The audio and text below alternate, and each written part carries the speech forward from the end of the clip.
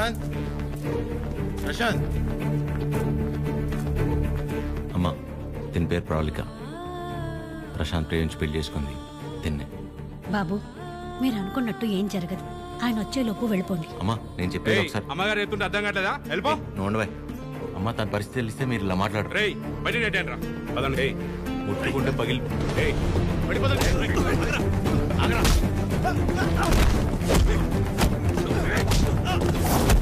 ఆడపిల్లల మీద చేసుకోమంటావు ఏంట్రా?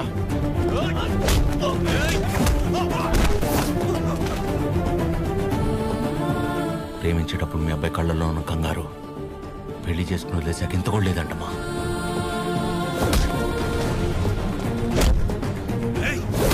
చిరు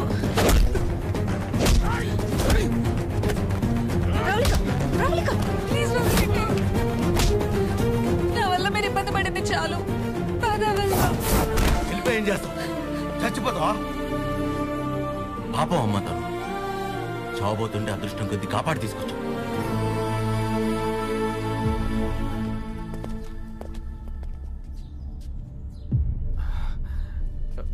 నాన్న ఒక్క నిమిషం నాన్న, నేను పంపించేస్తాను. మీరు ఉండండి. బ్రదర్ మీకు ఆల్రెడీ చెప్పాను కదా, బయలుదేరండి బ్రదర్. పెద్ద ప్రాబ్లం అయిపోతుంది, బయలుదేరండి ప్లీజ్. ప్రవళిక చెప్పేది అర్థం చేసుకో. నా మాట విని ఇక్కడి నుంచి వెళ్ళిపోండి.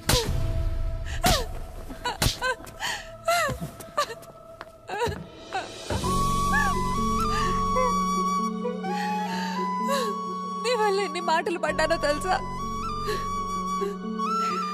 నేను నీ వెంట పడ్డానా? ప్రేమించమని అడిగానా? చేసుకోమని చెప్పానా? ఎంత నమ్మాను రా నిన్ను.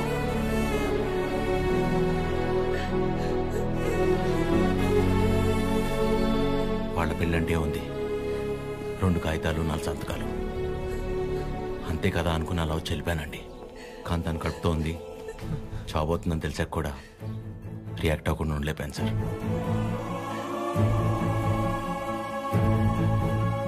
అయినా ఇదంతా జరిగింది నా వల్లే కాబట్టి ముందు నన్ను చంపేయండి, తర్వాత మీ ఇష్టం. ఏ భార్య అయినా తన తల్లి కాబోతుందన్న విషయం ముందు తన భర్తకే చెప్పాలనుకుంటుంది. మీకు మీ ఆవిడ అలాగే చెప్పుంటారు. అలాంటిది నేను ఎవరో మూడోవాడిని. నేను చెప్తే కానీ తెలుసుకోలేని పరిస్థితిలో ఉన్నాడు సార్ మీ అబ్బాయి.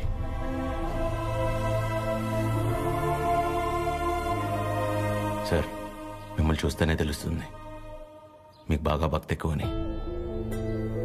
భార్యాభర్తలను విడదీసినవాడు ఎంత గొప్ప భక్తుడైనా రావణుడు రాక్షసుడిగానే మిగిలిపోయాడు సార్. బాబు నా కొడుకు కడుపులో ఉన్నప్పుడు వాడింక బతకడని డాక్టర్ తేల్చి చెప్పేశారు. ఇంచుమించు 7-8 గంటలు మమ్మల్ని భయపెట్టి గాని ప్రాణాలతో బయటపడలేదు వీడు కదండి. ఆ రోజు మేం భయపడ్డంలో అర్థం లేదనిపించేలా నా కొడుకు ఎప్పుడూ ఏ తప్పు చెయ్యడు బాబు. ఏమంటారండి?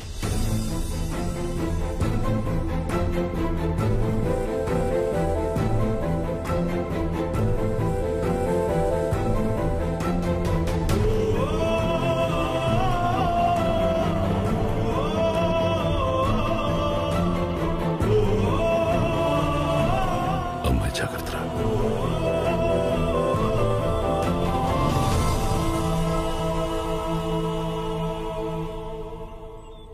ఇంకా నీ ముఖం చూసే ఊరుకుంటున్నాను ఒకలా. మర్యాదగా వాడిని ఇక్కడి నుంచి వెళ్ళిపోమని చెప్పు. అదేంటండి, వాళ్ళకి ఇంకేం ప్రాబ్లం రాదు, నన్ను నమ్మండి. దాని ముఖం చూడటమే పాపం. ఆంటీ కోపడకుండా ఒకసారి వినండి. నీకేం తెలీదా అద్యా? ఇంకా ఇక్కడే నుంచున్నారే, వాళ్ళని ఎక్కడో చోటుకెళ్ళి చావమను. అరే కలిసి బతుకుదాం అనుకుంటే చచ్చిపోమంటారేంటండి? మాట్లాడుతుంటే మధ్యలోకి వస్తున్నావు. అసలు ఎవరు నువ్వు? నీకేం సంబంధం? నీకు నాకు సంబంధం ఉంది కదా. నేను మీ కూతుర్నే కదా. ఏం తెలుసు నా గురించి నీకు మీ ఆయనకి? ప్రవళిక నిజంగానే ఏం తెలీదా ఆంటీ? ఇష్టం కష్టం చెప్పుకోవాలనిపించి నాన్న మీతో మాట్లాడాలంది అంటే తప్పించుకొని తిరిగేవాడు. ఎక్కడ ఏం అడుగుతానో ఏం చెప్తానో అని. ఇక ఈవిడ మైండ్ సెట్కి తగినట్టుగానే నేను ఉండాలి. ఇంట్లో ఆడపిల్ల కన్నీళ్లు తుడవడానికి చేతులు రానప్పుడు మాటలు కూడా రాకూడదమ్మా. ఎవరో ఆడదైనా తన ఇంట్లో మనిషి అనుకొని కన్నీళ్లు తుడవాలనుకునేవాడికి ఏ సంబంధం ఉండక్కర్లేదమ్మా.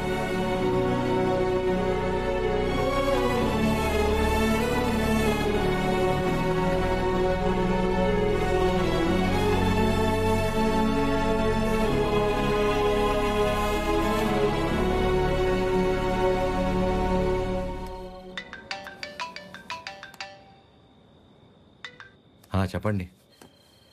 ఏం చేస్తున్నావు? ఏం లేదండి, నాకు బాగా ఇష్టమైంది మీ దగ్గర ఒకటి ఉండిపోయింది, అది ఎప్పుడు తిరిగిస్తారా అని ఆలోచిస్తున్నా. అవునా? ఏంటది? నిద్ర అండి, నిద్ర. రేపు పొద్దున మా అమ్మ బ్రేక్ఫాస్ట్కి రమ్మంది. ఏ? ప్రవళిక విషయంలో హెల్ప్ చేసావు కదా, అందుకే. అయితే టిఫిన్ పెట్టి 1000 నోట్ 10 ఇచ్చి పంపించేస్తారా? ఏం సార్, సరిపోదా? మీరేమంటే అది తప్పదు కదా, పెద్దోళ్ళు. ఇంకా కనపడవు కానీ నీకు నేనంటే ప్రేమే కదా. అమ్మ పిలుస్తుంది, I'll call you later. Hello hello.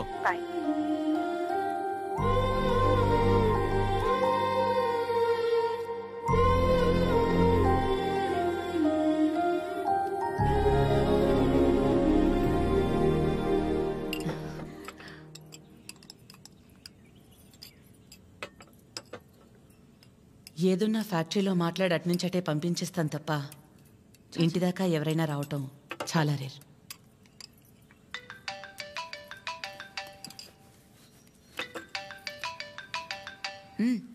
మాట్లాడు, పర్లేదు. పర్లేదండి, అంటే 9 అయింది కదా, తిన్నానా లేదా అని అమ్మ ఫోన్.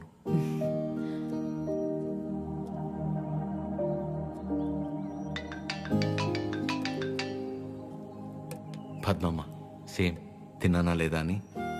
ఇంట్లో నేను ఒక్కనే మగపిల్లాడిని, అందుకే చిన్నప్పటి నుంచి వాళ్ళకన్నీ నేనే. ఒకసారి రమ్మని చెప్పు మీ ఇంట్లో వాళ్ళని.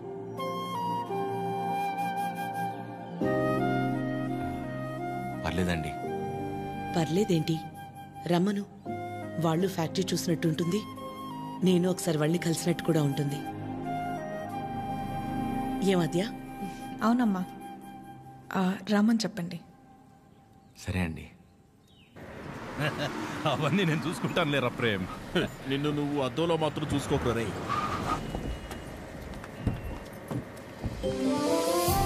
చిరు, ఎలా ఉన్నావురా? బాగున్నామా? నువ్వు లేకుండా ఇంట్లో ఏం తోచట్లేదు. తింటున్నావా? ఇక్కడంతా బానే ఉందిగా. ఎక్కడ ఉంటున్నావు? అన్నీ ఇప్పుడే చెప్పాలా, తర్వాత చెప్పచ్చా? సరే తర్వాత మాట్లాడుకుందాం. బకుల గారు నమస్తే. నమస్తే. లక్ష్మమ్మ, పద్మమ్మ, శారదమ్మ, శాంతమ్మ, గౌరమ్మ. అందరూ అమ్మలు సరే, ఇంతకీ అసలు అమ్మెవరో? కడుపులో 9 నెలలు మోసాను కాబట్టి సీనియర్ అనే తప్ప వాడి విషయంలో అందరూ ఈక్వలే. ఆద్య ఎక్కడ? అంటే పద్మమ్మ అందరినీ బాగా కలిపేసుకుంటుంది అనమాట. కీర్తన పెళ్లి జరిగింది కదండి, అక్కడ కలిశారనమాట. అంతే కదా. ఇంట్లో ఉంది. Hello aunty. నమస్తే. ఆడపిల్ల ఇలా ఉంటే తన ఎంత అందంగా ఉందో అద్దంలోకి చూసి తెలుసుకోవాల్సిన అవసరం లేదు. తనని చూసే వాళ్ళ కళ్ళలోకి చూస్తే చాలు. నా దిష్టే తగిలేలా ఉంది. ఆద్య, నీకోసం పనీర్ జిలేబీ. డబ్బా ఇవ్వకపోయినా పర్లేదు, మొత్తం తినేసాయి.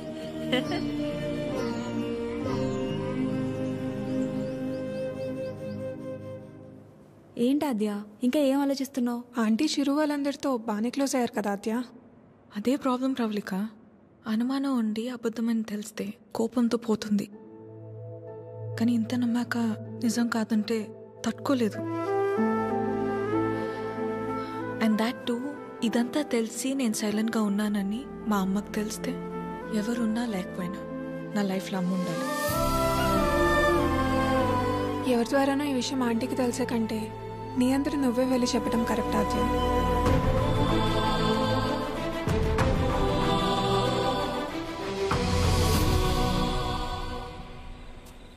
ఆ గొలుసు కొనడానికి మా లక్ష్మి 4 షాపులు తిరిగింది.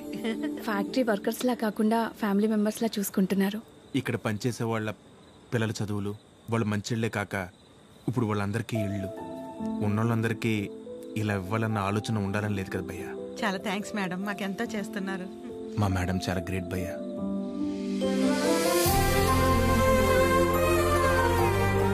సరే సరే. రే ప్రేమ్, ఫుడ్ ఐటమ్స్ లో ఏం బాగున్నాయి రా? అన్నిటికంటే నువ్వు రా అన్నది బాగుందిరా. కూర్చోండి ఆంటీ. ఏంటి అందరూ చాలా సీరియస్గా మాట్లాడుకుంటున్నారు?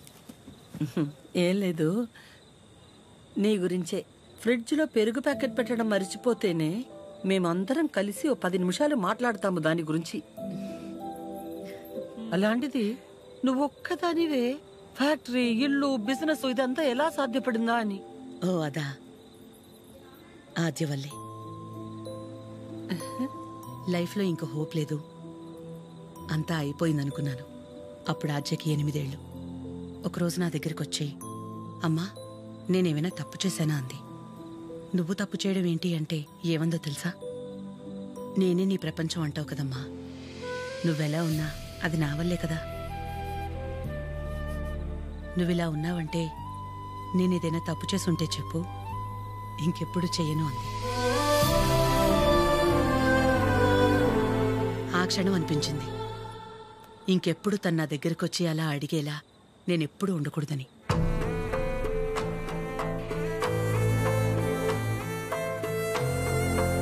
అందరిలా నా కూతురు కాదన్న నమ్మకమే నా బలం.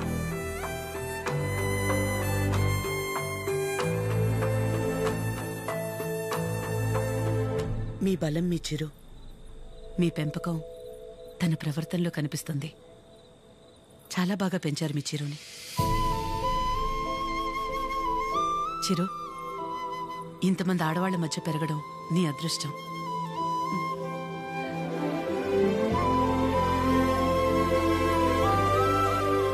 ఆస్తులు అంతస్తులు ఎవరైనా ఎలాగైనా సంపాదిస్తారు, కానీ ఓ ఆడదాని దగ్గర నమ్మకం సంపాదించాలంటే క్యారెక్టర్ ఉండాలి.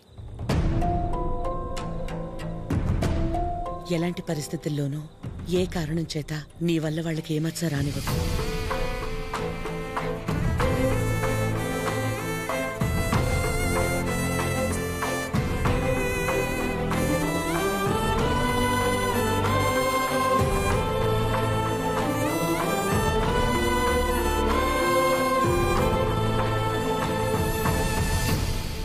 బయలుదేరిపోవడం ఏంటక్క? ఒక్కసారి ఇంటికి వెళ్ళాక మాట్లాడుకుందా. అది కాదక్క. గౌరీ. హాయ్ భయ్యా. నమస్తే అండి. మీరందరూ ఇక్కడుంటే ఆవిడేంటి మేడం గారు ఇంటి వైపు వెళ్తుంది? ఎవరు? మన పద్మం గారు. వకలా, ఈ నవ్వు మీ ముఖం మీద ఎప్పుడు అలాగే ఉంటుందా? మొదట్లో నేను అందరిలాగే ఉండేదాన్ని వకలా. మన కడుపులో ఒకరు పుడితే గాని ఆడదాని జీవితం పరిపూర్ణత చెందదు కదా. పిల్లలు లేరు అనే మాట చెవిలో పడి పడి నెమ్మదిగా నవ్వు అనేదే పోయింది. పోయేదాకా ఇక అంతే అనుకున్నాను. మా చిరంజీవి పుట్టగానే అలాగే తీసుకొచ్చి మొట్టమొదటిగా నా చేతుల్లో పెట్టారు. ఆ క్షణం ఎక్కడి నుంచి వచ్చిందో ఆ నవ్వు అలాగే ఉండిపోయింది. ఈ నవ్వు నాది కాదు, వాడిది.